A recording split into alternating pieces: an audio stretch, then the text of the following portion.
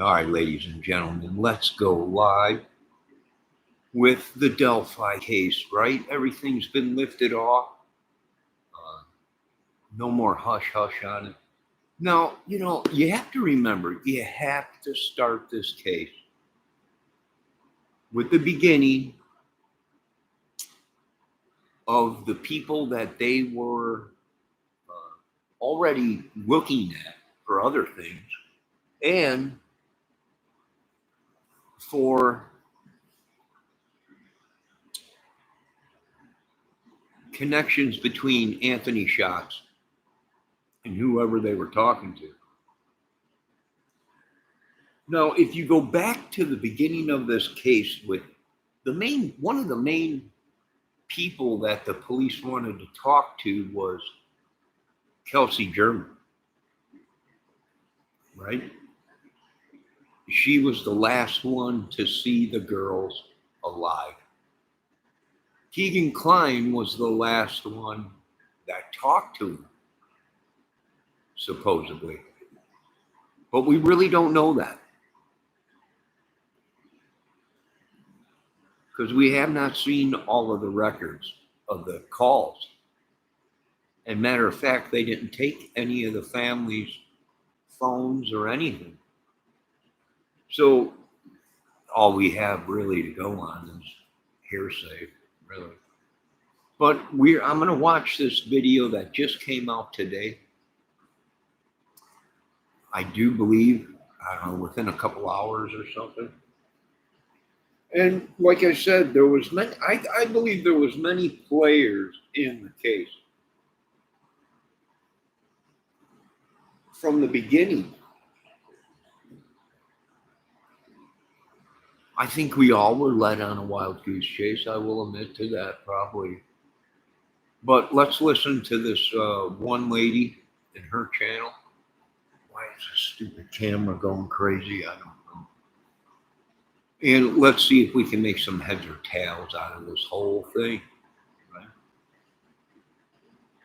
Share the video. First, let me post it in my chat.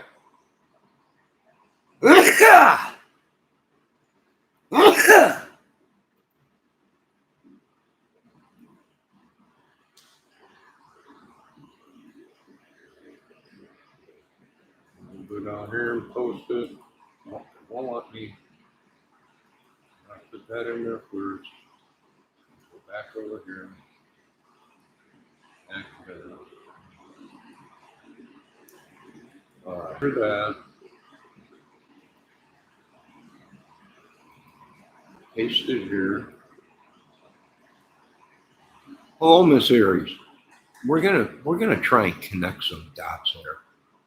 That a lot of people didn't have the information back then because of the gag order and everything, whatever. But the family, it's always the number one rule in a case is the last people to see the girls alive always get questioned. I'm gonna leave it at there. We're gonna watch a little bit of this video. Miss Aries, come on in and relax. We're going to listen to a little bit of this. I am watching Miss True Crime Design. This was a video that was just put out. I did post her in my chat, and let me post it in my description. Peace. All right. I'm learning. I'm dumb, but I'm learning. All right. Let's get started here. Sure the volume's up. All right, let's do this. Investigative leads. That's all I can say about him. I do think they've investigated it, and maybe this is just asking for the public's help and to find people that have had contact with this person who is out there. Anthony Shots. Ever heard of him? I wish. New information to us as of last night before everybody else, but still new information.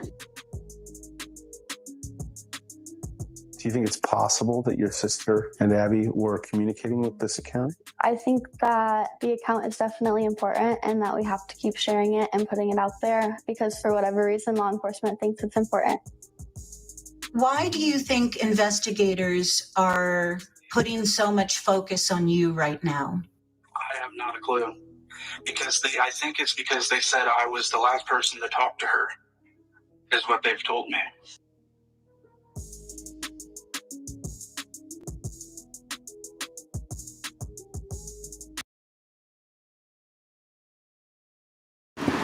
All right, let's touch base on this a little bit. All right, Keegan Kline, right? I think Keegan Kline might have been talking to the girls for a while, right? This is going to get very interesting, what we're going to see. So we're going to continue. Keegan Kline did play a role in it. If you look at this case in a way where we say, okay, Keegan Kline was not at the murder scene. But then why did Keegan Kline say he was there with his father? And you remember that red truck or whatever that was supposedly seen in the beginning of the Delphi case? Very well could have been a red Jeep. You remember the white truck that they said there was? What was parked in front of Keegan Kline's? A white truck. There was numerous trucks and vehicles and cars in the beginning of the Delphi case that they were looking for, that the witnesses said was there, right? There was many witnesses of who was there. And it's shocking because they asked, right, was there any people on the bridge that day? If there was, come forward to see what you seen. That entered also Richard Allen. But we didn't know about Richard Allen because Richard Allen didn't let anyone know that he contacted the police, right? So we only knew about the witnesses that the police released. Remember Dog Lady, supposedly, from what they were saying, Anthony Greeno, flannel guy, dog guy who was walking.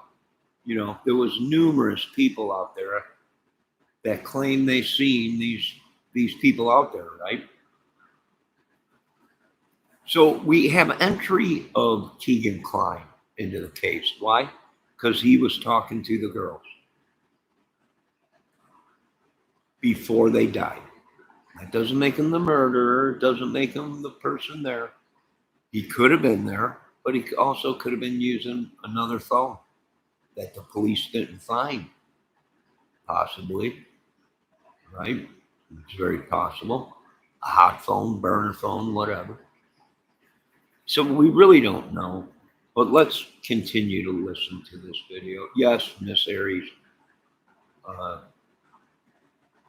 True Crime Design is a pretty good channel. I watch it too. I'm a sub to it.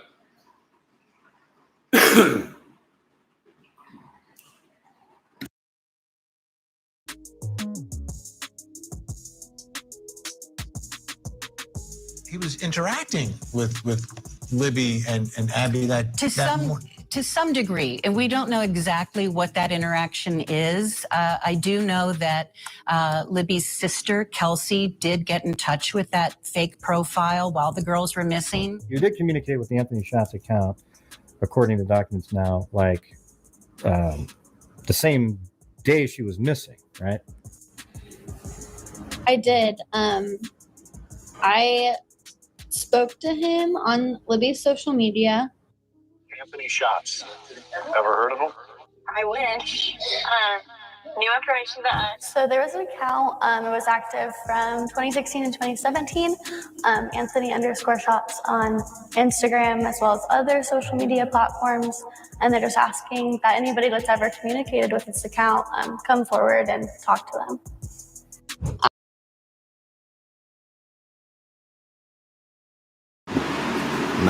Very interesting. Right? She said she had no idea who that account was. But yet, in the same thing, she said she contacted and was talking to that account that day. Very interesting. Very interesting. And this goes back to, I'm not picking on this young lady for anything. She's very young. This is a lot of pressure put on her. Hello, Miss Debbie Fox. Hello. A lot of pressure put on her, so I can see how she got her story mixed up. But it also goes back to the beginning of Delphi, where she also claimed that there was 30 kids there when she dropped the girls off. That slowly changed as the case went on. So right there, she already was either under pressure or she was being coached. And what do I mean is coached? Coached what to say. Right? I know that sounds sketchy. I know it sounds crazy. But we have seen that before where people were coached. And even your lawyers coach their clients through cases, through anything, you know. So there's another suspicious thing there. Let's continue to watch the video.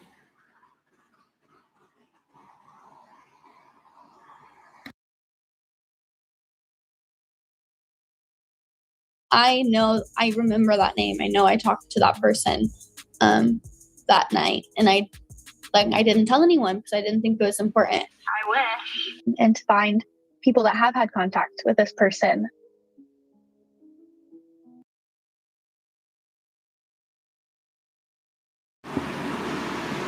All right there is another key thing. She just said she talked to the person on that account that night of the murders. And I imagine they were talking to each other before that. And I imagine there was probably other things going on before that. Right? Now, listen, I am not out to wreck this little lady's life or any kid's life. This is very stressful. Very stressful on a young teenage girl or a child. But things just ain't making sense. And what would something like this come to within a family, within these sisters and their friends or whatever? I don't want to speculate or anything, but let's continue to watch this video. And I did post this video from this true crime design in my chat and in the description. Hopefully she don't strike me, but let's continue. Can you guys hear okay? Is the video okay? And is my microphone okay? If any of you ladies can hear me, to let me know. If you can hear the video I'm playing, okay too. Let me also check my chat real quick. Miss Debbie Fox is here, Miss Aries. Being a minor, the family should not have allowed her to be out front like that. Yeah, well, she was a minor. All the kids were minors. Kelsey was a minor, I think. Wasn't she 17 or 16 when this happened? So, yes. All right, let's continue.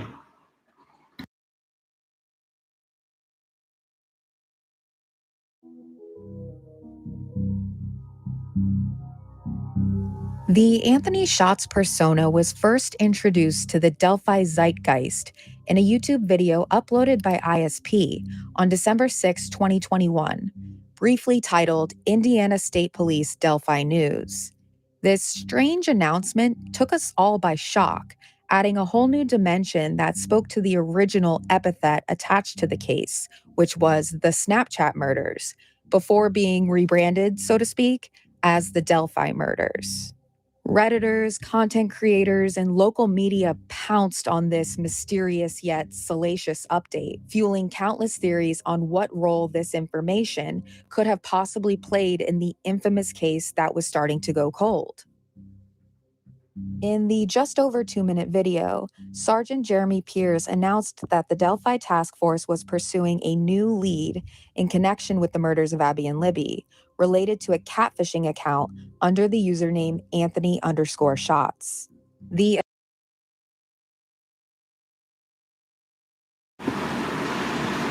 Okay, there you go. Indiana Task Force was already looking into Anthony Shots' account.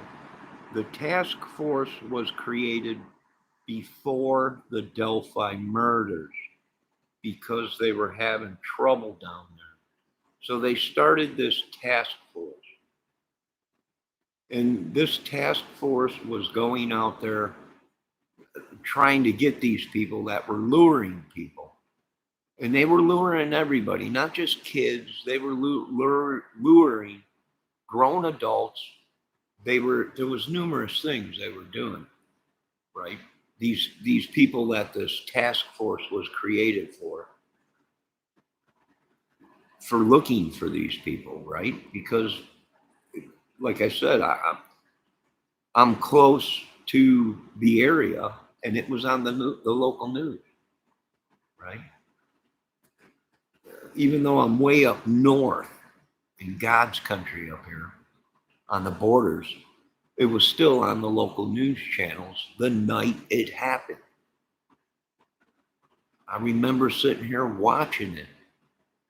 As I was watching YouTube, I also had the TV on, and it came on the news. Girls missing, and there was a bunch of people out there. There was a bunch of people out there driving around on four-wheelers, trucks, you name it. There was a bunch of people out there, folks. I'm not talking 50 people. There was a bunch of people out there the night of the murders, and it went live on the news. But there never was an alert put out for missing kids. That Amber Alert, that was never placed, which a lot of people are saying that's kind of shocking. It is, but let's continue to watch this on such short notice. Exactly. Now you're starting to put the dots together, Miss Aries. That fast. It wasn't on the 6 o'clock news. It wasn't on the 6:30 news, because in Indiana, the news runs from 4 o'clock in the afternoon until 6:30 or until 7 o'clock at night. This did not roll on the news until 11 at night. That's when it was on.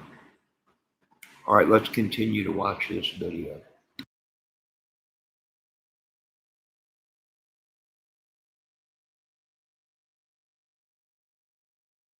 account depicted images of a known male model sporting chiseled abs and a boyish smile, a guaranteed heartthrob for unsuspecting teen girls. ISP says the man in the images, identified as Vincent Kowalski, who is now reportedly a police officer in Alaska, is not a person of interest in the investigation, but that his images were stolen for the purpose of soliciting sexual images from underage females. Upon searching Kowalski's name, there are dozens of accounts and fan pages displaying his images, including the same ones used for the Anthony Shots profile. The day after ISP's bizarre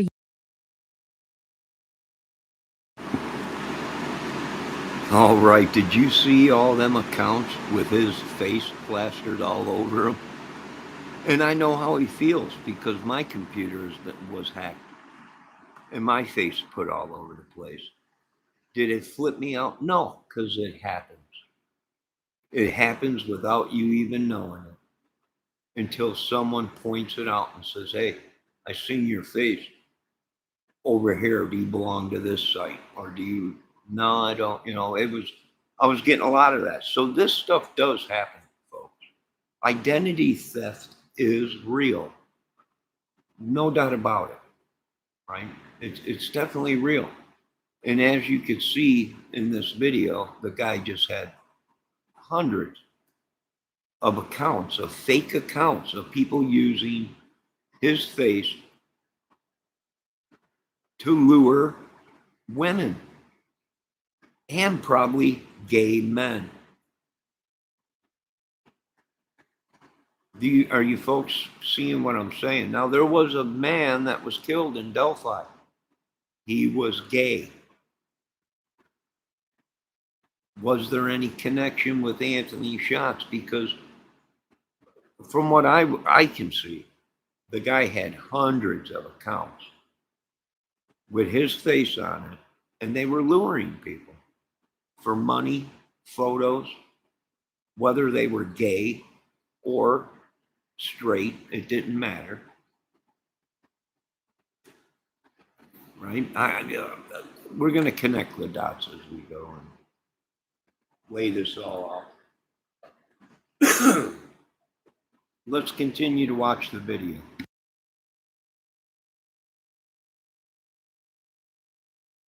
YouTube announcement introducing the Anthony Shots profile, Wish TV reported the connection between the profile and Keegan Klein, a now 30-year-old man from Peru, Indiana, which is about 40 miles east of Delphi. This connection was supported by a probable cause affidavit filed in August 2020, when Klein was arrested on 30 felonies, including child exploitation, possession of child pornography, obstruction of justice, and synthetic identity deception. According to the heavily redacted PCA, Klein admitted to receiving about 100 sexual images and about 20 sexually explicit videos from at least 15 underage girls through fake social media accounts. In April 2023, Klein agreed to plead guilty to 25 felony charges. At his sentencing in July, investigators testified that they had identified a total of 11 victims, most of whom lived within driving distance of Miami County. Many other victims, however, remained unidentified. The Miami County deputy prosecutor described Klein as a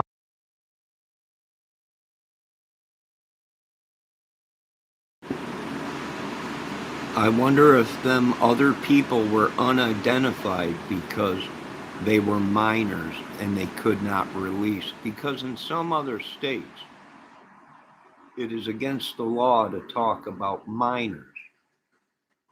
You can't release any information on it. But I don't know if that law was lifted in these other states, but that's the way it used to be when I was growing up, right?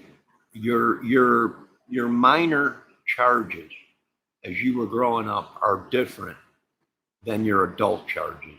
So when I was growing up, if I got in trouble from the time I was a young kid till the time I was 18, if you didn't kill anybody, it was all washed away. Do you understand, folks? When I was growing up, if you stole stuff, if you got caught doing drugs, pot, whatever, and you were a minor, most of the time you were put with a big fine and probation. And your information was not allowed to be released to the public. Your charges were not allowed to be released to the public or any information. Once you turned 18, they wiped them charges that you had as a minor off. Them no longer count. Now you are an adult. That's the way it used to be.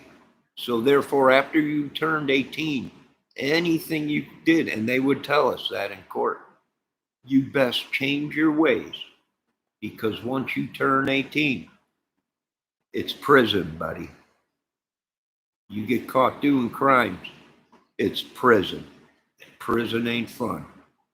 And if you ever got in trouble when you were a minor and locked up in jail, which where I lived, the jail was a small prison, right? It was a jail, but they kept people there. Whether it was for a short time, because if you were going away for a long time, they'd keep you stationed at that police station. They'd get you ready for Joliet. Joliet prison or Maryland prison. So that's the way it used to be. Thank you, Miss Debbie. It's not often I'm right. Let's continue to listen to this.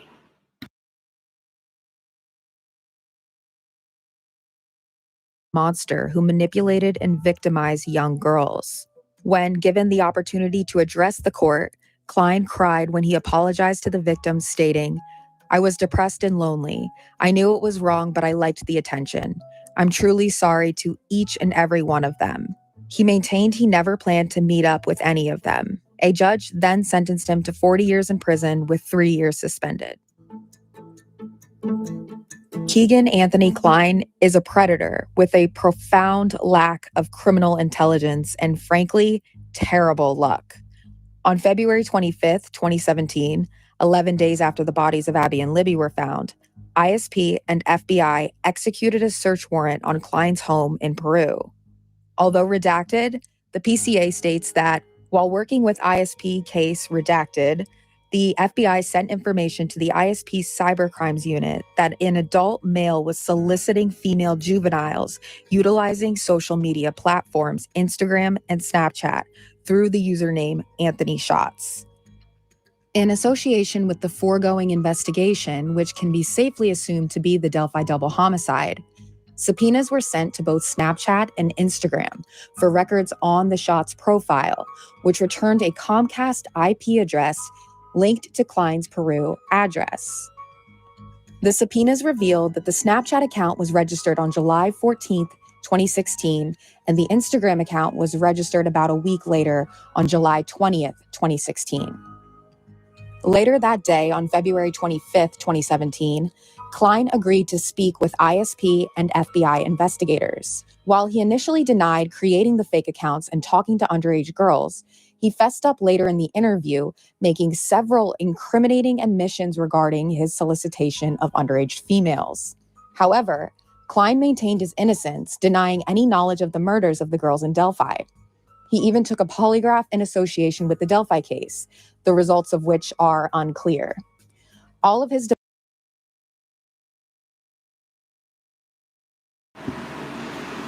All right, so he did take a polygraph test. They did release him, right? He jumped ship. As soon as he got out, boot scoot boogie to Vegas, right? Now, whether that's true or not, I don't know. But let's go back a little bit. Did you see the photos of his house? There was a vehicle there, right? Now, was that vehicle involved? Because I could have sworn the beginning of the Delphi case, they were looking for a white truck, and there was a white truck parked right in his front of his house. Is that a coincidence? It might be. It might be, but we weren't sure because in the beginning of the Delphi case, there was rumors going around that there was some kind of a white truck. There was a truck in the satellite photos that we see, but it was a utility truck and it was parked miles and miles and miles down the road from the Delphi case. But there was other people claiming that there was a white van out there or a white truck. It looked like it was parked where they might have been camping or something. There also was reports in the beginning of the Delphi case that there was reports of a man and a woman and kids arguing.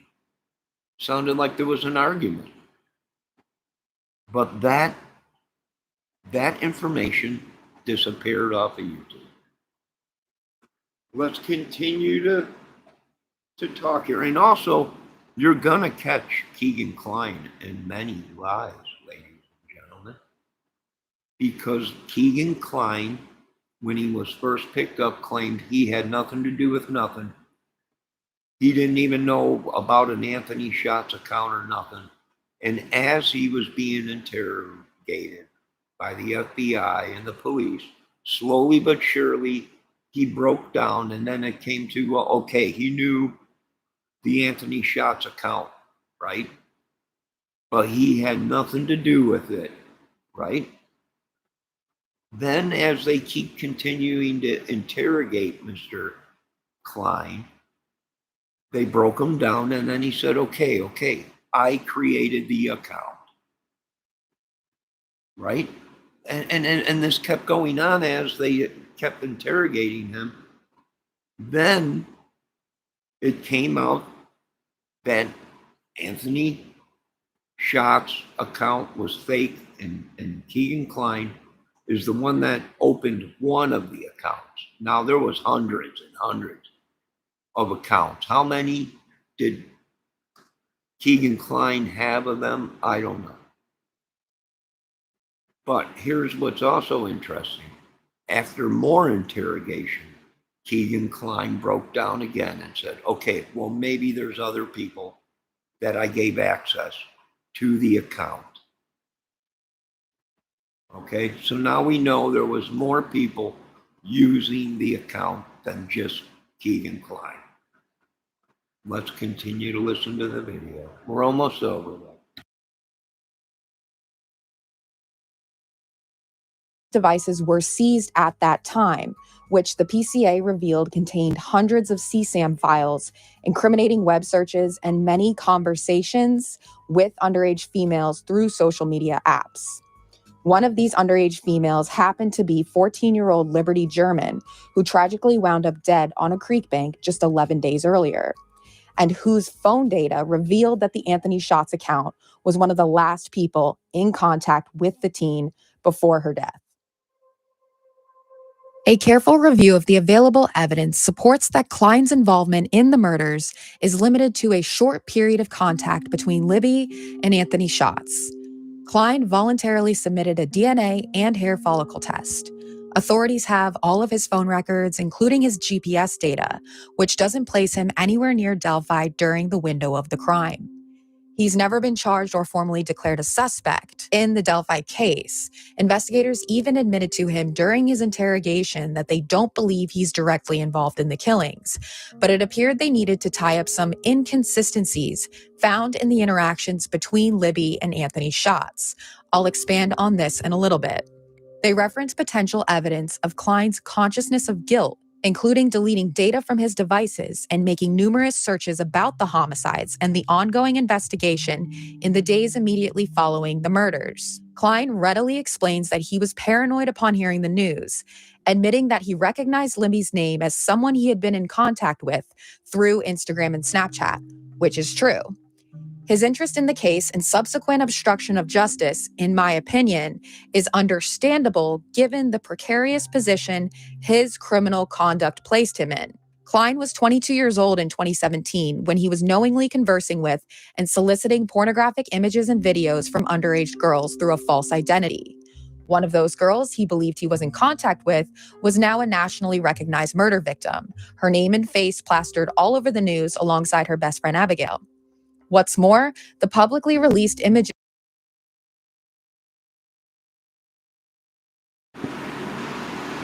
All right. So he was 22 years old, and Miss Aries, I think that account was opened probably before 2016. Miss Aries is saying he created it in July of 2016. I think it was probably even before that. I think he was doing it for a couple of years.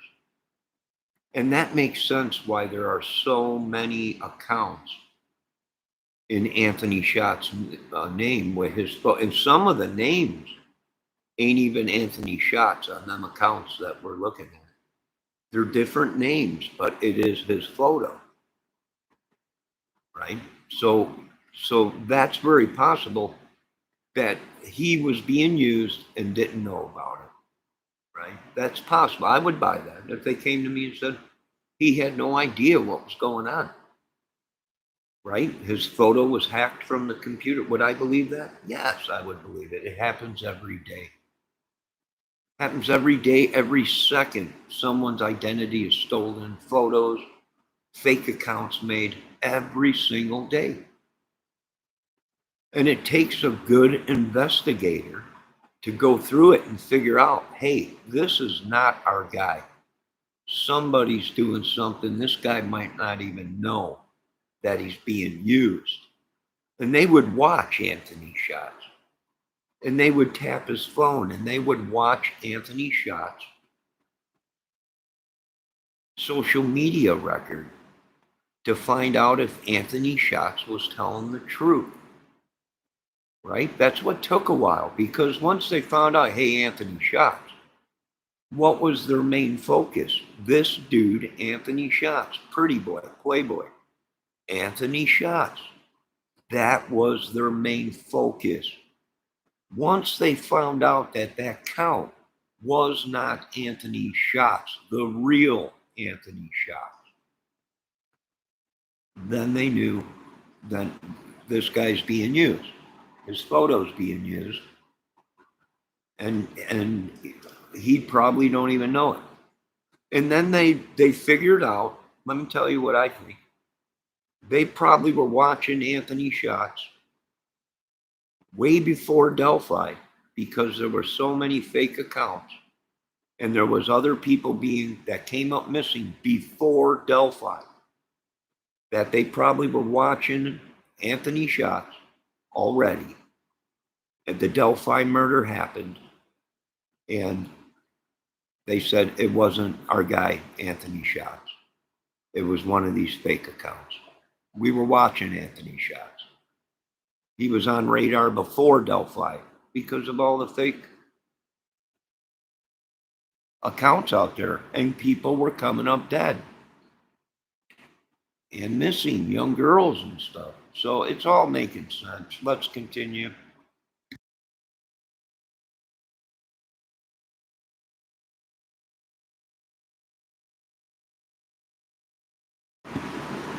Yes, Miss Aries is also correct. There was a woman's account that was being used by someone. Emily Ann or something like that. That is true. But let's continue to watch this video and dissect it more.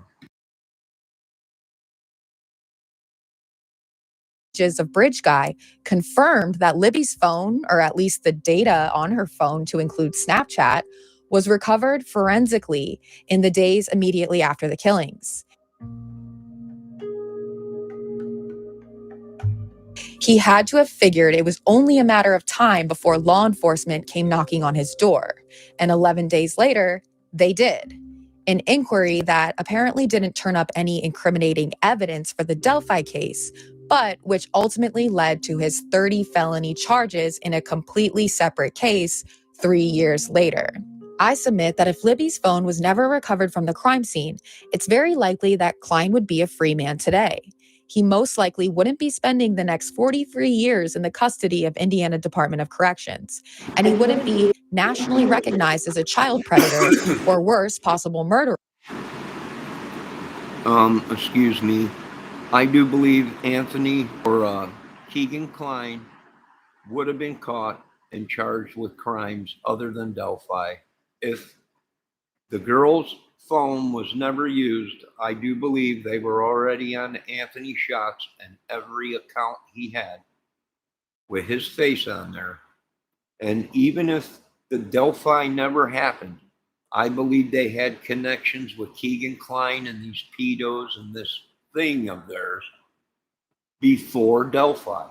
So it was just a matter of time before the police figured out that Anthony Shots was a cop in Alaska, and all these people out here in America or in other countries or whatever that was using that face was a fake account. Someone was making money off of his face and scamming kids and girls and grown adults and luring them possibly to their deaths. Let's continue.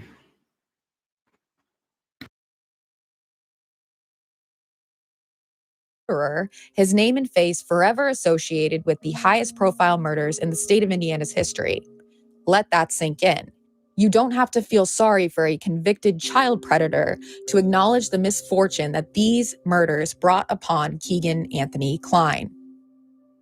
The extent of contact Klein, as Anthony Schatz, had with who he believed to be Libby is unclear, but from what I can gather through the transcripts, contact began in early February 2017 in the days and weeks leading up to the murder. It's stated that Libby added Klein on Instagram, and he vaguely remembers talking to her and a friend at a sleepover, but he says he blocked Libby because he felt she was annoying. And investigators seem to agree with this, but suggest that photos were exchanged, which Klein maintains he can't recall. The transcript also vaguely mentions money being exchanged between Libby and the Anthony Schatz profile. Was Libby, or someone pretending to be her, exchanging images for money?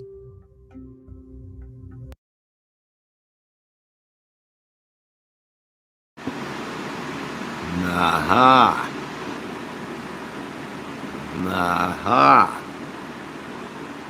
So there was money being exchanged through this Anthony Schatz account for photos. Interesting. That's called, what you folks out there play dumb, is a racket. See, if you guys would stay up to date with your mafiosos channels and all these guys, they'll tell everything's a racket. And that was a racket, right? Hey, send some money and I'll give you a photo of me flexing, right? And the girls would send money and then they'd send them a photo. And I imagine the nude photos probably were more expensive, whatever, you know. And yeah, it makes perfect sense to me. Yeah. Sure, it happens every second of the day. Yeah. Money to Libby's account. No, there was money on Anthony Schatz's account.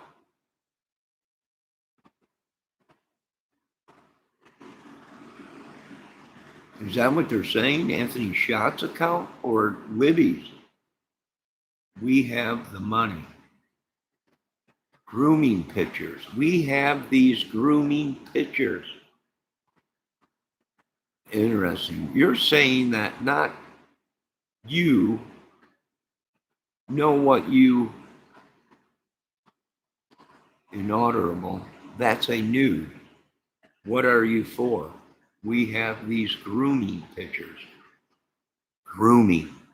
Do you folks understand what we got going on here? I hope you do. I hope you do. Grooming? Grooming is what they do to children when they're trafficking them, when they're selling them. They groom these kids. You guys, anybody? Okay, so no, Libby. So Anthony Schatz was sending money to Abby and Libby, or Libby, for nude photos, in exchange for nude photos of the girls. Interesting still. You know, a lot of people are like, yeah, get it out of your head. Anthony Schatz's account was fake and it was Keegan Klein and well, it was many more that were doing this. But he wasn't there. He had nothing to do with the murders. All right. But he was 22. And some of these kids that he had photos of were younger than Abby and Libby. Gee. All right, let's continue.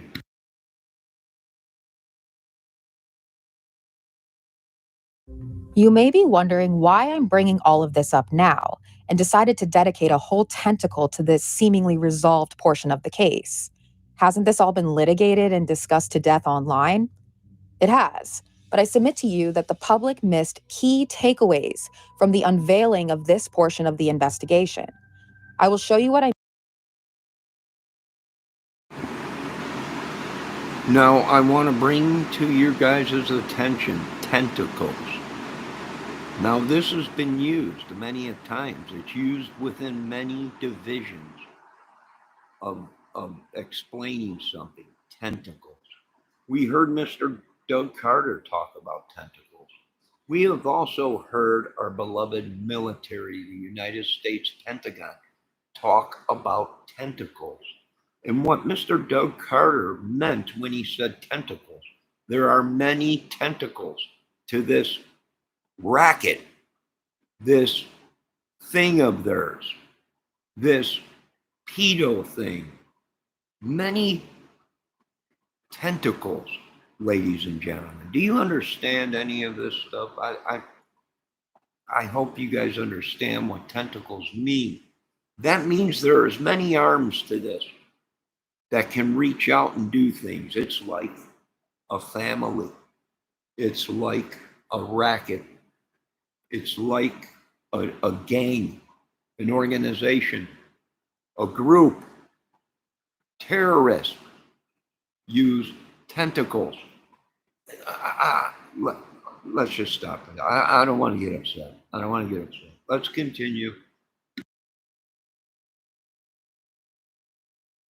I mean by this through logical deductions I have made by examining the available evidence uncovered by the dovetailed investigations. Doug Carter described the Anthony Schatz disclosure as dynamic and strategic, resulting in significant investigative leads. And I will show you what I speculate he may have meant by this. Aside from the piece.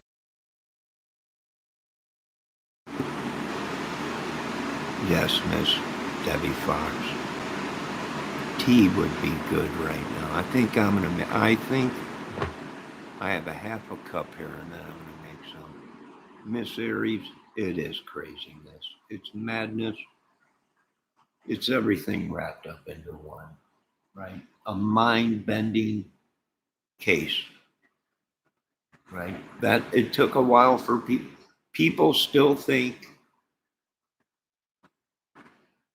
a certain way, and they have the right to think that. Now let's take a break from this. Are you ladies okay?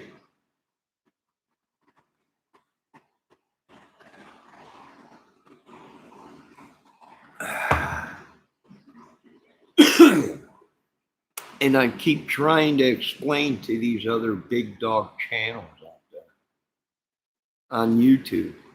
I try and explain to them, I'm dumb. I've been in jails. I know what it means. I've been there. But I try and explain to these people what we're trying to talk about here. And it's unreal how they think it's just they can't phantom it. They can't phantom it. Oh, what are you talking? Well, this and that, connect the dot. What do you mean connect the? You can't connect. You can't do that. What do you mean old fashioned work, connecting the dots? What do you think they did before cell phones, before computers? Right? Yeah, connect the dots. Old fashioned work.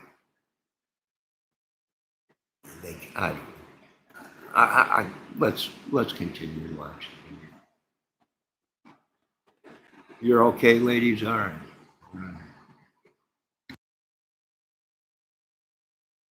ECA, most of the information we know about Klein, his predatory catfishing scheme, and potential connection to the Delphi case comes from two sets of transcripts, both which were released to the public by Murder Sheet in March of 2022.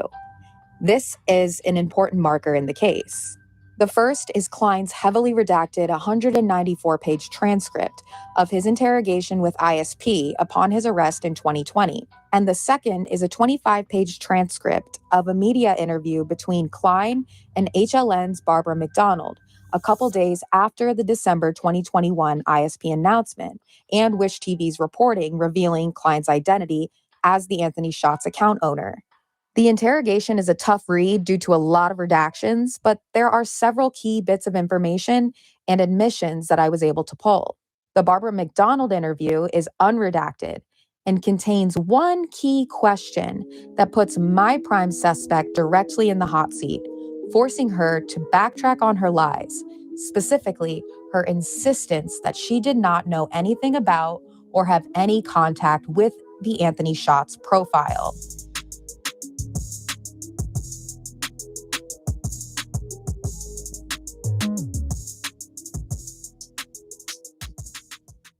right? Or was it this year? 20, It was like, I think 2022? it was December 2021. I think. 2021. Yeah. They come back and say, hey, like, we're releasing this account. And I was sitting in this seat when my grandma called me. Law enforcement called me first, and my grandpa wasn't answering his phone actually. So he called me and said, hey, Kelsey, we need to talk to your grandpa. And I'm like, it's 7:30 at night. What do you need to talk to my grandpa about that you can't tell me? And I don't think they wanted to tell me. I think they knew how devastated I was going to be. And it's easier to tell my grandpa things, I guess, than it is to tell me or my grandma. So they talked to my grandpa. My grandma calls me back. And I just remember feeling so angry. I was sitting here and I was like, I know, I remember that name. I know I talked to that person that night. And I didn't tell anyone because I didn't think it was important. And I just.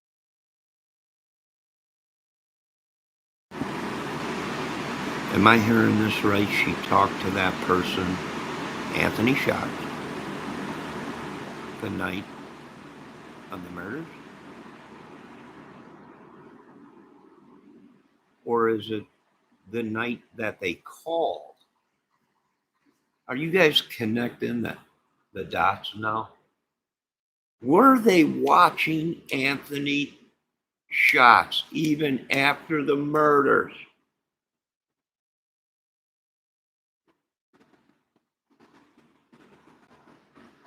And his accounts. Did she talk to him the night of the murders? How would she have talked to him the nights of the murders?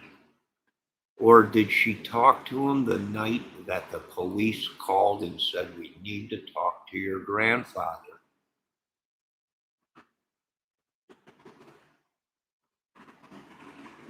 No, I'm just saying, I don't know, I'm just saying, but is it possible that they were continuing to track Anthony Schatz's account? And it wasn't Anthony Schatz, it was the police. Thus for ring-a-ling-a-ling to old grandpa, somebody's talking to Anthony Schatz other than the girls. Now let's continue.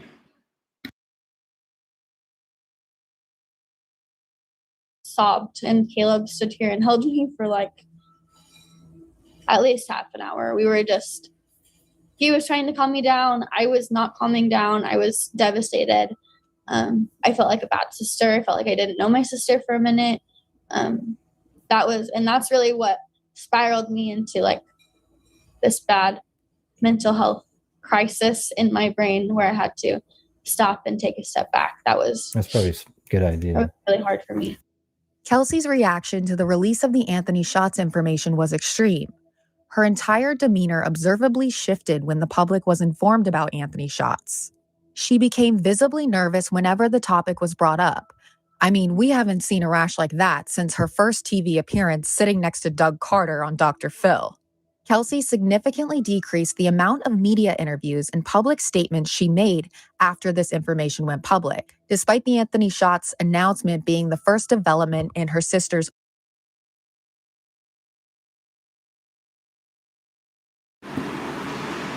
All right, ladies and gentlemen. Now, once again, I'm not blaming this little lady.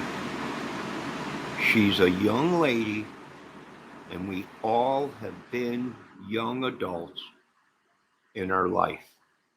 Okay? But I'm gonna be honest with you right now. This little lady is nervous in this video. And the reason I can tell that is because her whole neck here, if you look at, is broken out and hides. Look on her chest. She is broken out and hides all over. Now, she might have a skin condition, but that looks like to me hives, and that is nerves. And I don't blame her. She's a young lady, and this is very pressuring, very pressuring. Okay, very pressuring. She just lost her sisters very stressful. And she did know who the Anthony account was. Let's continue. We're almost done here.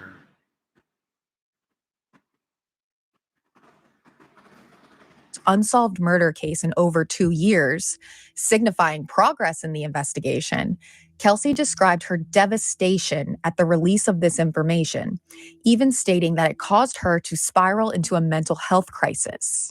She says she even became angry at Libby, the victim who lost her life at such a young age, telling the media that she would write angry letters to Libby and would visit her gravestone to yell at her. Yeah, you're not going to convince me this girl isn't disturbed.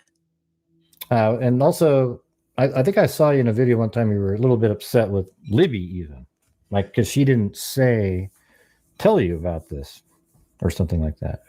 Yeah, I think I'm still angry with her. I feel like, and that's valid. I'm allowed to be angry with my sister. Yeah. And people keep telling me I'm not, and I don't think they understand. Like, me and Libby told each other everything. I thought we told each other everything. And so finding out that something this big was kept from me, from like the person I told everything to and the person that I thought told everything to me, and like we shared everything. And so to find out that I didn't know about this and that she felt like she couldn't trust me with something, I think really hurt me. And I think a lot of times when that happens in friendships, like for example with Bree, if something happens and she didn't tell me about it, then we would talk about it and we would have a conversation and we wouldn't be angry with each other forever. But my sister's gone. I can't have that conversation with her. And so I have to get through that anger on my own without having that conversation. And a lot of that is going to therapy and telling my therapist, like, right now I'm really angry. Like, I wish I could see my sister right now. And I think I would scream at her. I think I would yell at her. I would also hug her and tell her I love her and how she was the best sister ever. But there are also times when, like, man, like, I wish that I could just scream at her and tell her how dumb she was. I believe Kelsey when she says she is angry, but it's not because Libby didn't tell her about Anthony's shots. That's just her excuse to justify and deflect her anger back onto the scapegoat. The real reason for her scorn is born out of fear of losing control of the narrative and ultimately her freedom. From December 7th, 2021 until March 2022, Kelsey lied in at least 4 separate filmed media interviews when she misrepresented her knowledge of the account to the public, only to change her tune after the release of Barbara McDonald's interview, where Barbara asked Keegan if he remembered communicating with Kelsey German on the night of February 13th. Now, if Kelsey had just kept her mouth shut, I wouldn't be able to clock this as a lie. I'm not sure where Barbara McDonald got this information, and there wasn't any supporting evidence to support the claim. But Miss Kelsey couldn't help herself, running to Facebook to conduct damage control after the transcript's release, which essentially corroborated Barbara's claim. Those of us who have been keen to her deception sat back and watched her spin an entirely new tangled web of lies, making sure to archive everything in hopes of someday holding her accountable.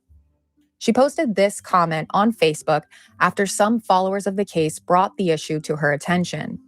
She wrote, "I'm not sure why people are so upset about it. I've said many times there are things I am still remembering to this day, and as I remember them, law enforcement is made aware immediately. I contacted several people that I found Libby had been in contact with the evening of February 13th as we were sitting in the police station. I was trying to get as much information as I could to figure out where the girls were. Anthony's shots ended up being one of the accounts I messaged.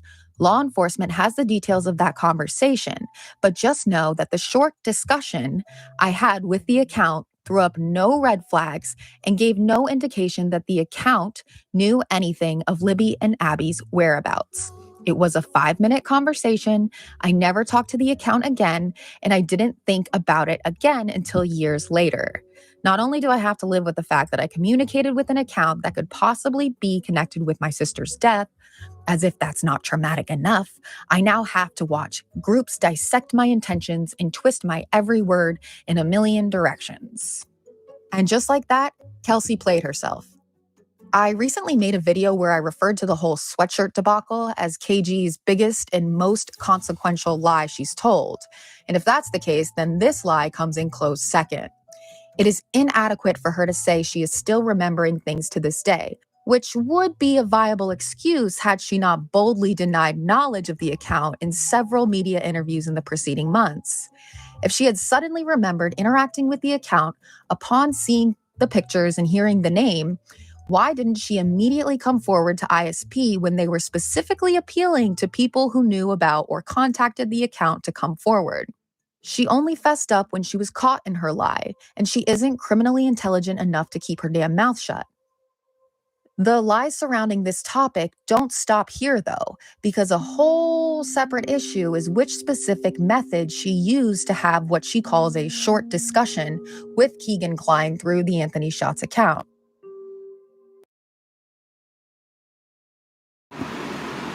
All right, I want you folks to hold on to your horses. Are you all okay? Debbie, Miss Aries, all you lurkers out there, everybody okay? I know this is shocking. This is very, do I blame Kelsey?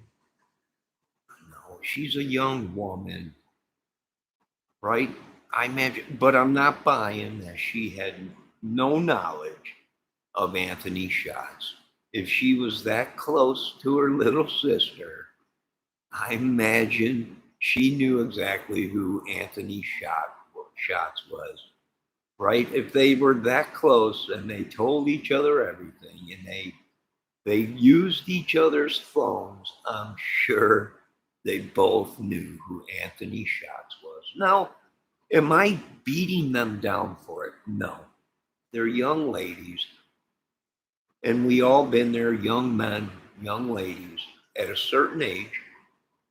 They quit playing with dolls and they're interested in boys once they get into school. And it's the same thing with the boys, right? We stop playing with our G.I. Joes. We go to school, grammar school. We hit that age, 15, 16, 17. And no longer are we playing with our G.I. Joes or with our buddies out in the football fields or riding dirt bikes. Now we're wondering why these young ladies smell so good and look so good, right? Because we've been locked away from the world, right? Football, baseball, we're rolling around in mud, G.I. Joes, us young men, doing stupid stuff, right? Right? Stupid stuff. We're not paying attention to women until you hit that age. And something happens within both the girls and the boys, right? They're more interested. They have more questions. So am I holding this against Kelsey or the girls at that age? No, well, maybe the 13, right? 13, 14 or whatever, I don't know, but I don't even think at 13 or 14, I was into girls yet, right? I was still jumping over garbage cans on my BMX bike or running into walls with a football helmet. Girls weren't there yet, right? I was too busy hanging out with the boys. Right? Football, baseball, whatever. Right? Just stupid stuff. Hockey, running into walls. Right? Farting in a can, smelling, whatever, stupid stuff. Let me check out and see what my chat is saying. Aries says, I agree. Debbie Fox says, oh yeah, I got two girls. They know everything about each other. Yeah, I imagine so. If they were that close, I imagine so. Let's continue. I know I'm sucking up all your ladies' time. I just want to say this is a great edited and great video we're watching.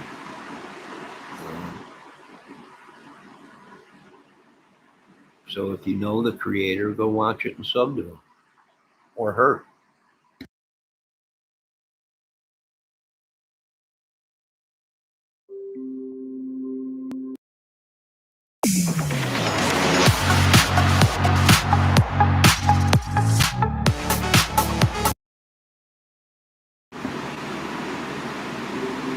Sorry There about are that, at folks. least 3 contradictory claims as to the method used to communicate with Anthony Schatz on the night of the 13th at the police station. The first story Kelsey tells is archived in a Facebook comment, expanding on the no red flags comment. These were both published shortly after the transcript release. Kelsey clarifies that she contacted Anthony Schatz from her social media accounts. She further states that she had Libby's social media passwords, so she could log on to see who Libby was communicating with that night. Not sure why we're letting 17-year-old Kelsey have unrestricted access to the missing child's social media accounts, but I digress. So the presumption here is that Kelsey logged into Libby's Snapchat and or Instagram, went through her recent messages, observed the Anthony Schatz account, then added this unknown person to her own social media and messaged him, all from the police station. If she was already logged into Libby's socials, why not just message people directly from there? Hey, this is Libby's big sister. Her and Abby are currently missing. I saw you two were communicating earlier today. Any idea where she's at? Why take the extra step to add the profile in an emergency situation? Kelsey unequivocally states that she did not message the account using Libby's socials or phone, a statement which directly contradicts claims she made in a Gray Hughes live stream in July 2023. You did communicate with the Anthony Schatz account, according to documents now, like the same day she was missing, right? I did. I spoke to him on Libby's social media. Just texting now, right? Just texting. And the conversation wasn't anything that sounded suspicious. It didn't bring anything back to me. So the conversation was short. We barely talked.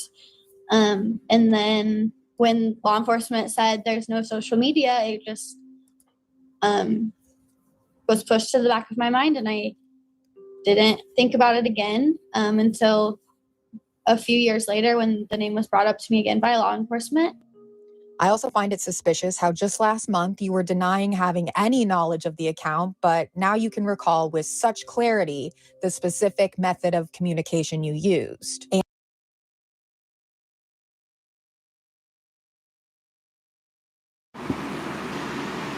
All right. Hello, Miss ATS News. Good to see you. All right. So what do we got now? Well, this is what we got. Somehow, some way, they knew someone from her relations was either on her account or talking to Anthony Schatz, whether it was that night or in the past or whatever. But here is the thing. What was that conversation with Anthony Schatz? Did it have anything to do with her sister? That's my question. We don't know. Now, once again, I am not blaming this young lady or any of these young ladies for the predicament that they're in. When it comes to love and chiseled rock granite body, these young women probably would have done anything for Anthony Schatz. And here is my question. What kind of monster is Anthony Schatz, aka Keegan Klein? Meaning, did he do something, promise her something? I love you. We're going to be together. But this turned out before she knew what happened, it was too late. Now, a lot of people are saying, well, she lured them there to the thing, and she was, now Richard Allen is saying that she's lying about being there because Richard Allen claims he's seen 3 or 4 girls at the beginning of the trail, and then he's seen another 3 girls that were on the bridge.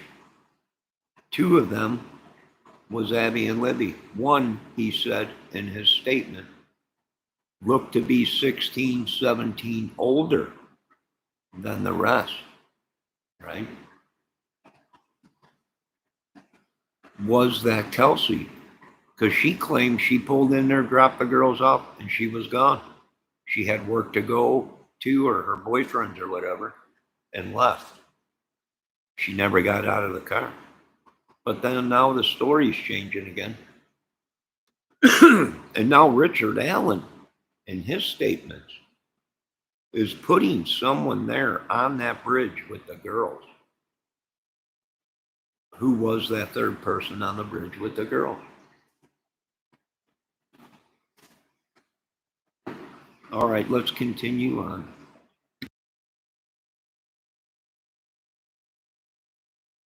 And that you remember specifically that there were no red flags or anything indicating that this person knew where Libby was. You can't have it both ways, Kels. You either forgot about the exchange, which would perhaps explain why you were silent on it for years and lied to the public several times, but now you're also expecting us to take your recollection of the conversation as fact. Make that make sense.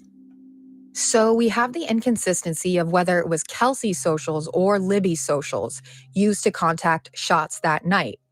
But there is a third scenario that Barbara McDonald expanded on in a Court TV segment around the time of Allen's arrest in November 2022. I will play that clip for you here.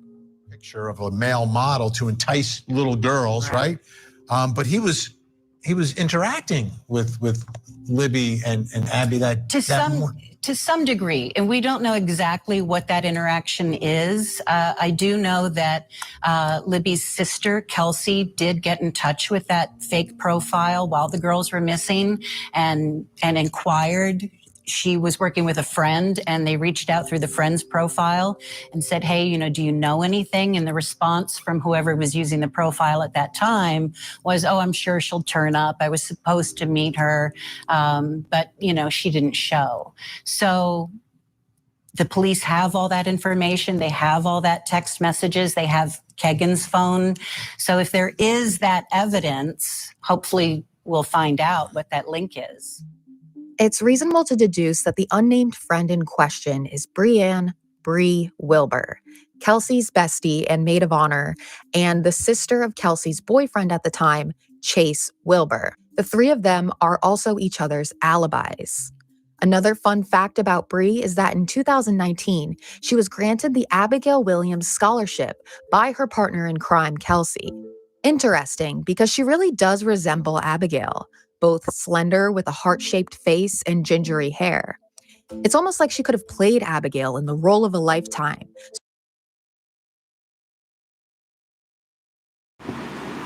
All right, ladies and gentlemen, on this channel, we cannot say that Kelsey is a partner in crime in anything. They can only speculate that and have their theories on that.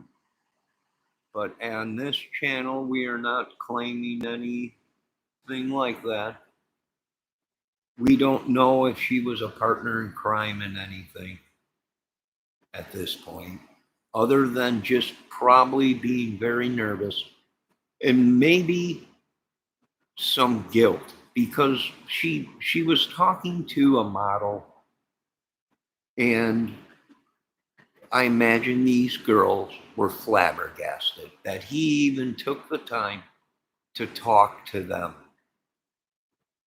And if it wasn't Anthony Schatz, it was Keegan Kline and his devious mind, right? That might have lured them into doing things they wouldn't have normally done. But being that this guy had a body chiseled from granite and was a model and had sports cars and all kinds of stuff, these girls probably were flabbergasted. And even if Kelsey was talking to Anthony Schatz, being at her age, whatever age she was at that time, 16, 17, I imagine she was probably flabbergasted and amazed herself. Right? But she might not have known that it was Keegan Klein. But some people are saying she might have known. It might have been some kind of assailant in this or something. I don't know about that. As far as I can see right now, the only thing I can really see right now is this young lady got caught. She feels embarrassed. She probably was talking to Anthony Shots. She might have seen photos of him nude or whatever, or maybe showed hers or the girls or whatever to Anthony Shots. And she felt embarrassed. And maybe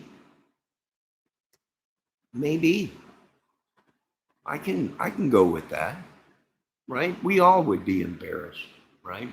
If you think you're talking to somebody and they ain't who they say they are, then yes, I would be embarrassed or whatever. And she might have been terrified because she didn't want to get in trouble of talking to a 25-year-old guy that was a model and she was only 13. And then she might have gotten in trouble because she knew her sister, Libby, right? And Abby were talking to that guy. And she might have felt guilty, right? I was talking to him. Plus, I knew Abby and Libby were talking to him. You can't be as close of sisters as she explains they were and not know what kind of crush her sister has on a man or whatever, a boy or whatever. So that I'm not, I don't know. I don't know.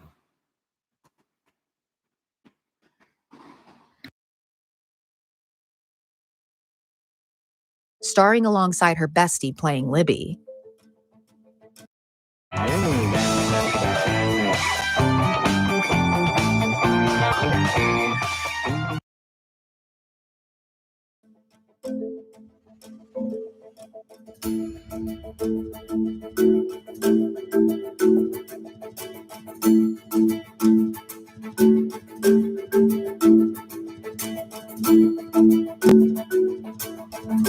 So remember the witness who said that she walked out to the bridge and saw a man standing on it, and then she passed what she believes were Abby and Libby as she was walking back to her car?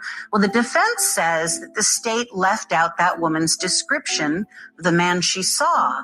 She described a young man, possibly in his 20s, clean shaven with a boyish look.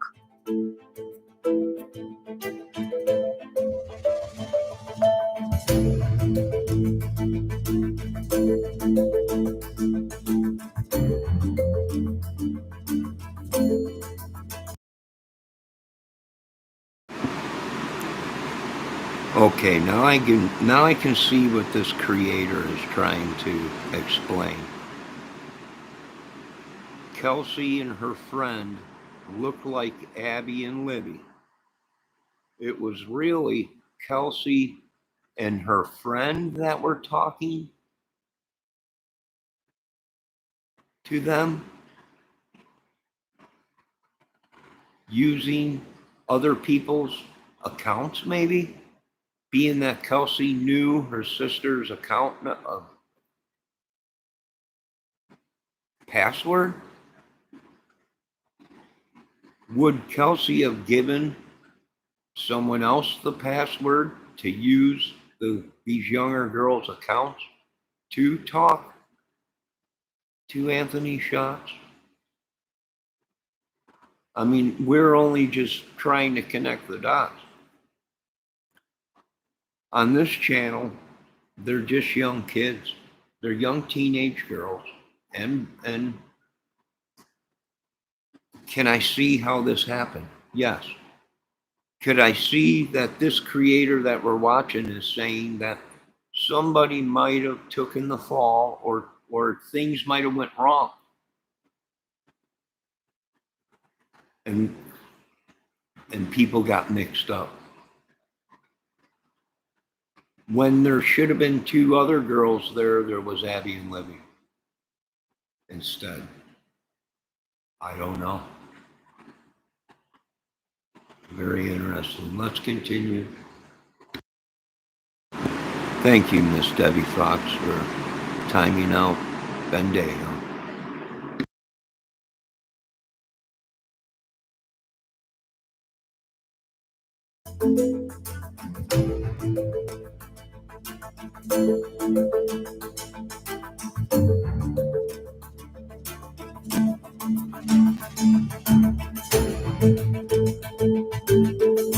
Remember, there is no proof of life for Abby and Libby for February 13th.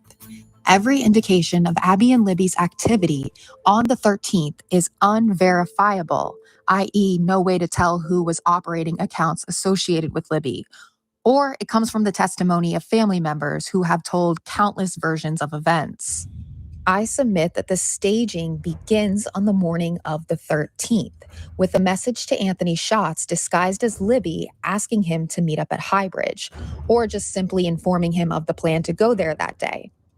We then have these staged images that do not show Libby at all, and Abby is heavily photoshopped using an older pic of her. Bree places herself on the trails that day, though not at the same time as Kelsey, as this would raise suspicion. I conclude someone else dropped Kelsey and Bree off, and all witnesses who claim to have seen Abby and Libby actually saw Bree and Kelsey. They made their way to the bridge, where the bridge guy Decoy was ready for his performance. Kelsey recorded the 43-second video of the staged abduction, making sure the footage was blurry and unstable, and only partially capturing Bree, who was pretending to be Abigail. After the trip to stage the evidence,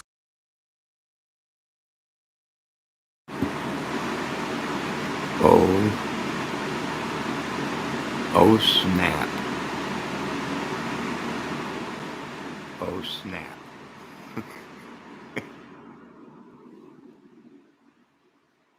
Oh snap. There's other people out there that can connect dots. Oh my God.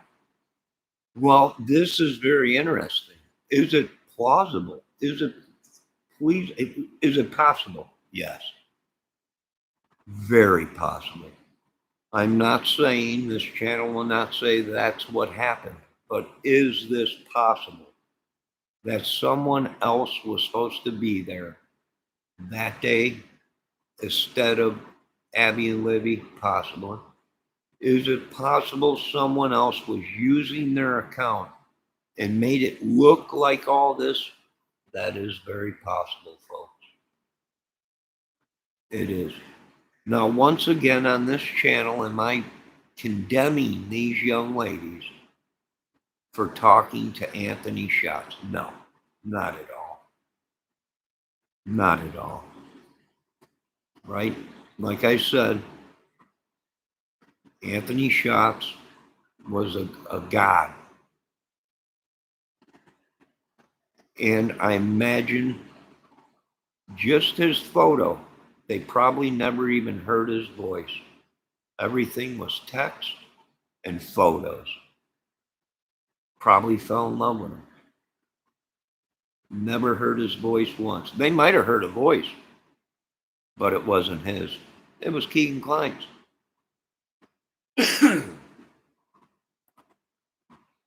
Let's continue.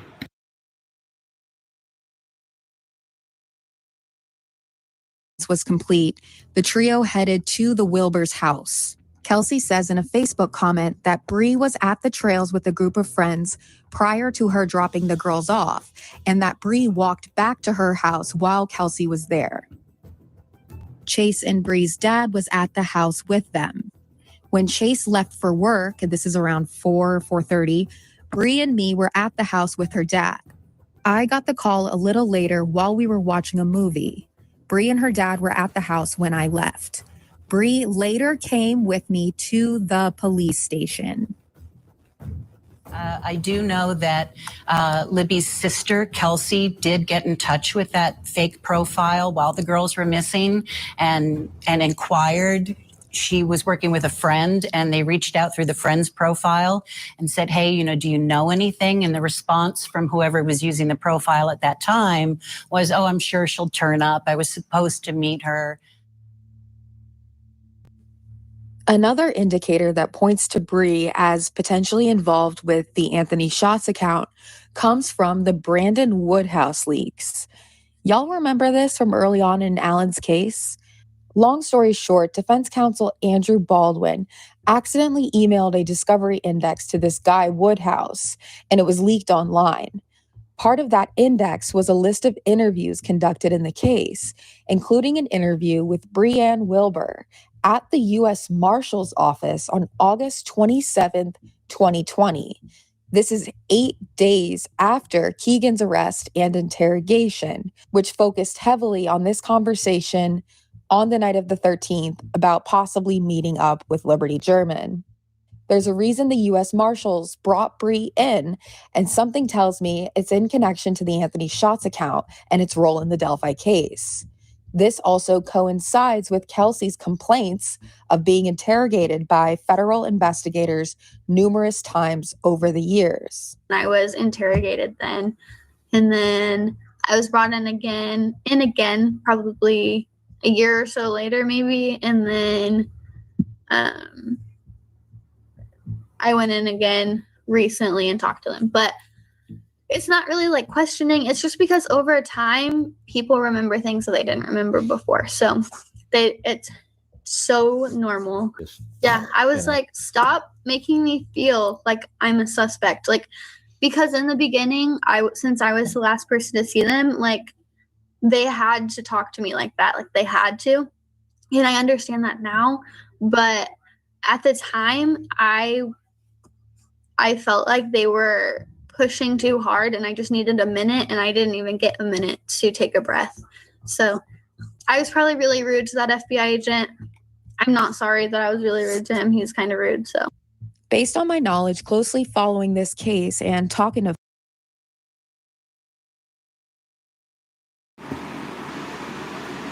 All right. If I might say, I understand she's nervous, but you have to remember something, people. She's been questioned numerous times.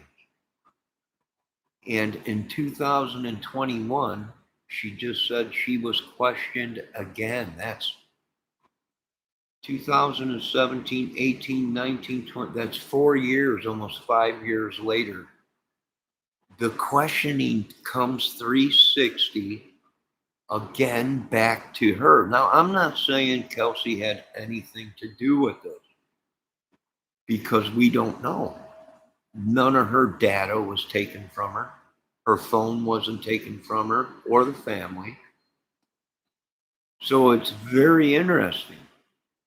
But it seems to me that they kept coming back 360 to Kelsey. Maybe something that they knew, or maybe she forgot to say something. And they just wanted to make sure, but it kept coming back 4 or 5 years after. They're still questioning her. And that seems suspicious to me.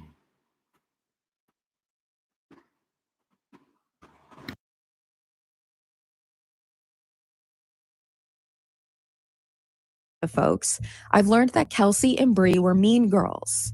I absolutely would not put it past these two to have created a fake account pretending to be Libby, as well as an account claiming to be Libby's friend that Keegan mainly corresponded with in order to build credibility. Through these accounts, they established contact with Anthony Schatz in early February, targeting the pervert behind the account as an intended patsy for the carefully premeditated crime.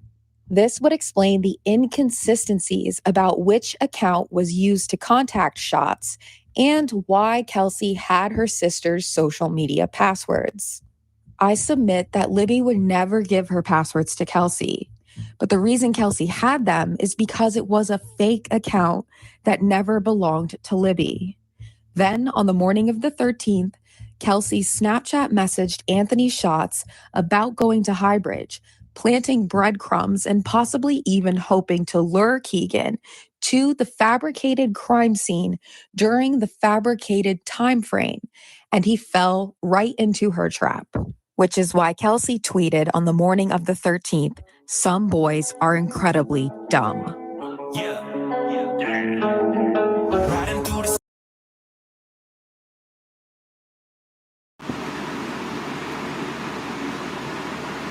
Wow. Interesting. Interesting. Well, ladies and gentlemen, what do I think? My personal opinion, I think there was many involved. I think there was many people using the Anthony Shots account.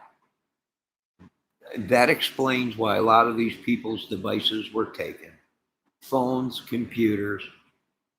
We had Anthony Shots account. We had Keegan Klein. After numerous hours of interrogations and yada yada, his story kept changing. And in the end, it came out to where he's the one that created that account. And there might be other people that he gave the account to that might be using it, his dad and some other people. But I do believe all these people created an account in that area using Anthony Shots. And it all makes sense. Pedo ring, bunch of people, and they were gangs, and you had all these guys talking. They were being initiated into a club. It was the syndicate that did it. It was the Mexican mafia that did it. It was all this stuff that these guys that were being watched probably already, or they were using the Anthony Shots account also. Now, do I believe that the Kelsey and her friend could have opened a fake account? Very possible. Do I believe that they wouldn't even had to open an account if they knew the password of these girls' accounts? No, they could have used that account. And Libby or Abby would have never have known someone was using the account. Especially if it was a fake account. And that's the problem with technology today. It's become more of a weapon. And we see this all the time. People don't believe it. But it's true, folks. Fake accounts, computers being hacked, photos being stolen, people opening accounts in your name. Yeah, it happens every day, every second. Right? But it took some old-fashioned detectives probably to put this all together. And it's interesting. It's very interesting. Once again, we don't know the inside of the mind of Kelsey. A lot of people say she's mean or whatever. I don't know. Could you do that to your own family? I don't know. Could she have been so scared she didn't want to get in trouble with her parents or her grandma and grandpa? And instead of her taking the blame, Abby and Libby got it. I don't know. Right? But I hate to say it. I mean, the investigation keeps coming back to where they're questioning her. Right? And then you have these people now that are saying this stuff about her uncle Cody or whatever, and people going after him because we've all seen them messages that were released talking about he was going to do something with a young girl, and one of his friends said she's only 13. Right? And that goes to show that even saying something like that, joking around with a 12-year-old or a 13-year-old, is not good, right? So, yeah, I mean, is all this pleasable, plausible, whatever you want to call it? Yes. Is it possible Keegan Klein found out that the girls were related to Cody, right? Who was supposedly a bad boy, and Derek, or whatever his name was, the father that was supposedly turned state's evidence in a meth ring or whatever. And the girls had to go.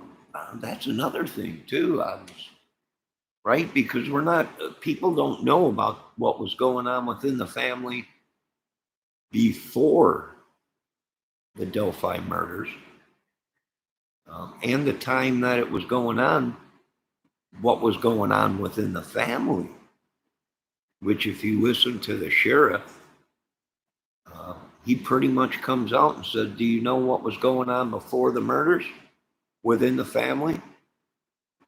And the investigator or the interview lady said yes.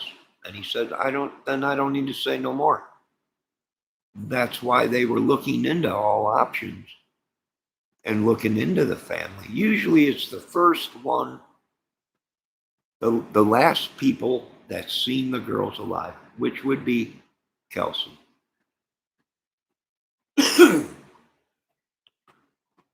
Then they probably was like, well, the family was the last ones to see him alive, supposedly.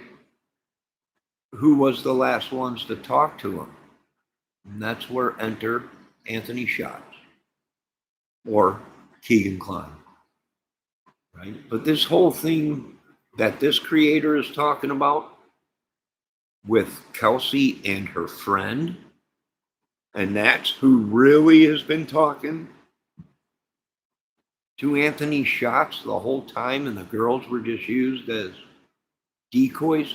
Very, very, very possible, ladies and gentlemen. I know you don't want to hear it. None of us want to hear it. None of us want to believe it, but is it possible? Yes, it is possible. And what scares me the most are these are so-called professional YouTube crime fighters, professional lawyers and police or ex-police that are saying it's impossible. Nothing is impossible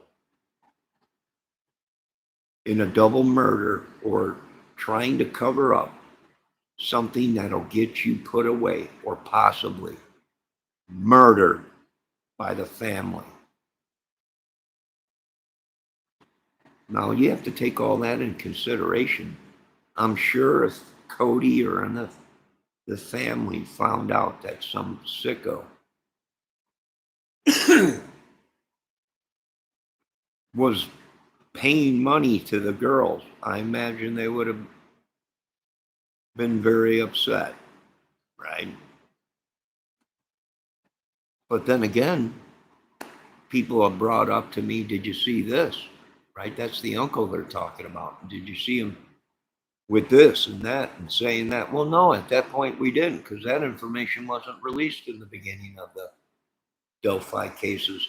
We had no idea who Cody was or Derek or Eric German, the one that was, or the one that got busted and supposedly turned state's evidence in the beginning of the case. Within 6 months, a year of the case, we didn't know anything about that. That was never released. That these girls were even related to them. That came out later. That came out later in the case about this whole, well, did you hear that he turned state's evidence against a meth ring? And they were dope dealers and involved in a group or whatever, a club or whatever. No, we didn't hear about that in the beginning of the case.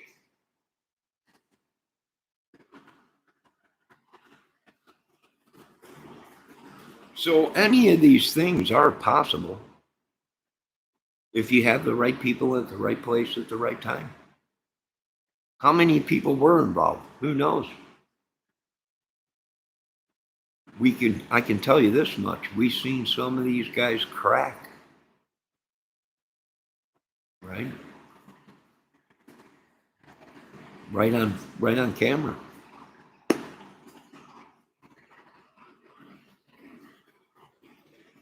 Now, once again, my condolences to the family.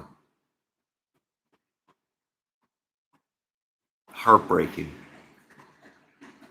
And I can tell you this much, there's a good chance that the grandmother, the Patties, had no idea what was going on underneath their nose at all. The only other thing that I can think of, ladies and gentlemen, I'm going to be honest with you now, don't get pissed at me, is they were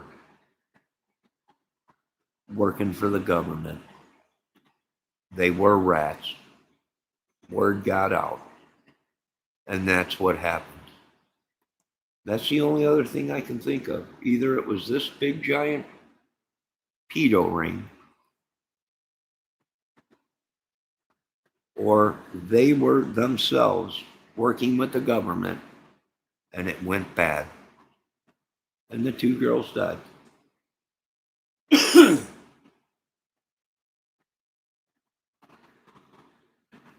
Does anyone think that's possible? I need a cough drop.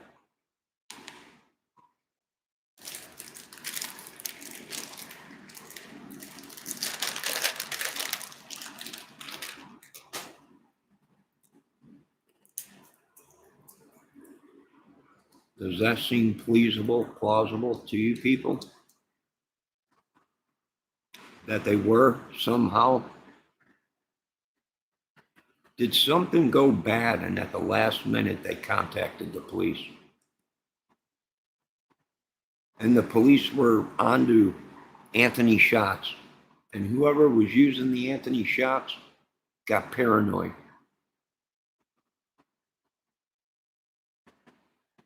And the girls had to go because they didn't want to get busted. It's possible.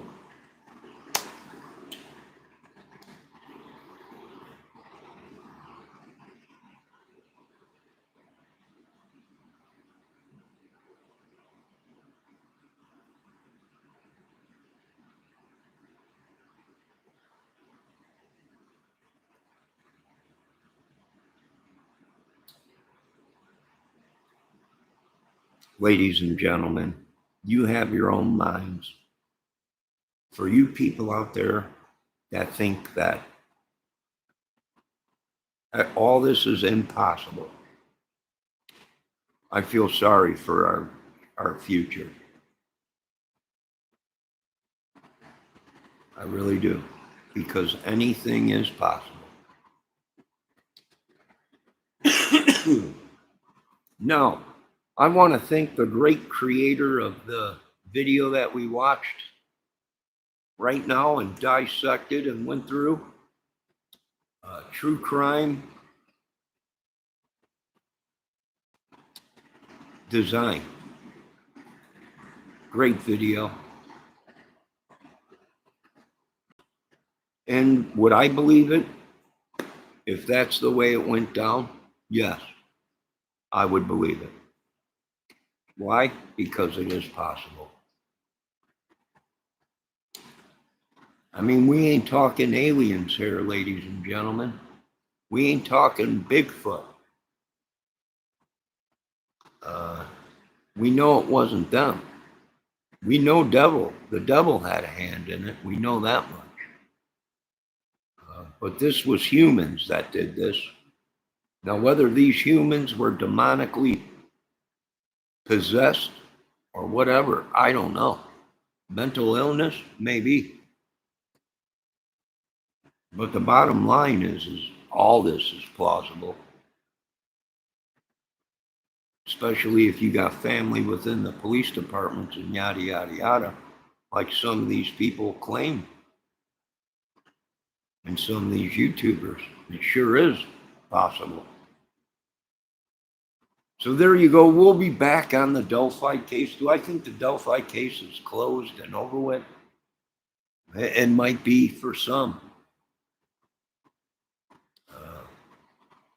But what you folks failed to listen to in the sentencing today is still not one police officer or FBI agent said this case is closed. Not one of them. And everyone's saying it's over. I'm like, did anyone say the case is closed? No. Then this case continues. And you folks out there can say this, it's over with. There ain't nothing over with until they get every single one of these people. That ain't me saying it. That's the law. And as we proved before, they can lie to you all day. This case is closed. And we'll just leave it at that for some of you folks. The Delphi case is closed, if that's what you want to believe. Go ahead. You folks have a great night. I want to thank Debbie Fox for showing up. Miss Aries, I want to thank the great ATS News, the great Debbie Fox. I even want to thank Bendejo the Troll. Oh, to be a tracking device on that account. To be a tracking device on that account. Boy, that'd be something. But I would have to leave that location secret for my own doings, Bendejo. Just joking. I ain't got time to worry about you folks. Got time to hunt all these people down. You folks have a great day. God bless you all. Once again, thanks for the mods showing up. All the great people, Miss Aries, even the troll Bendejo, all the people that watched, thank you. Are any of these people guilty of a crime? No. Is Kelsey or whatever, not that I know of, right? You guys figure out why they keep questioning her. I don't know. Something's up. You folks have a great night. God bless you all, and we'll see you on the next Delphi video.